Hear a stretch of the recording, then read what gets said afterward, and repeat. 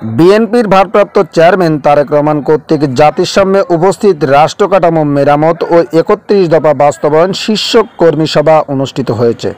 ২৯ ফেব্রুয়ারি বুধবার পাটকেলঘাটা হাইস্কুল মাঠ ময়দানে কর্মী সভায় জেলা বিএনপির যুগ্ম আহ্বায়ক মৃণাল কান্তি রায়ের সভাপতিত্বে প্রধান অতিথি হিসেবে বক্তব্য রাখেন সাতক্ষীরা ১ আসনের সাবেক সংসদ সদস্য ও জাতীয় নির্বাহী কমিটির প্রকাশনা বিষয়ক সম্পাদক জনাব হাবিবুল ইসলাম হাবিব। বিশেষ অতিথি হিসেবে বক্তব্য রাখেন সাতক্ষীরা জেলা বিএনপির আহ্বায়ক রহমতুল্লাহ পলাশ, জেলা বিএনপির সদস্য সচিব শেখ আবু জাহিদ ডাবলু, সাতক্ষীরা জেলা কৃষক দলের সিনিয়র যুগ্ম আহ্বায়ক আলী হোসেন সহ আরও অনেকে।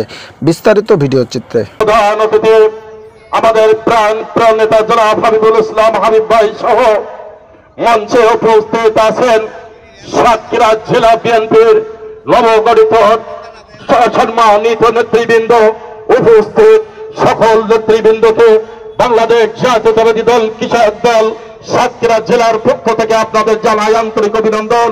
প্রিয় কর্মী ভাইরা, আমরা দীর্ঘ আন্দোলন সংগ্রাম করে আজকের এখানে আমরা উপস্থিত হতে পেরেছি। মহান আল্লাহ তাআলার কাছে আমরা শুকরিয়া আদায় করি।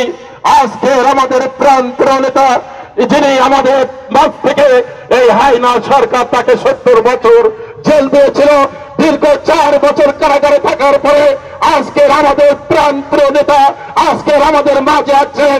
তাই আগামী দিনে এই প্রাণ নেতার থেকে আমরা তালা কলার বসি আমরা যেভাবে আন্দোলন সংগ্রাম করছি এবং সাধারণ জনগণের পাশে আছি, আমরা আগামী দিনে প্রমাণ করতে চাই যে আমার প্রাণ নেতাকে বিপুল ভোটে এমপি করবে ইনশাআল্লাহ।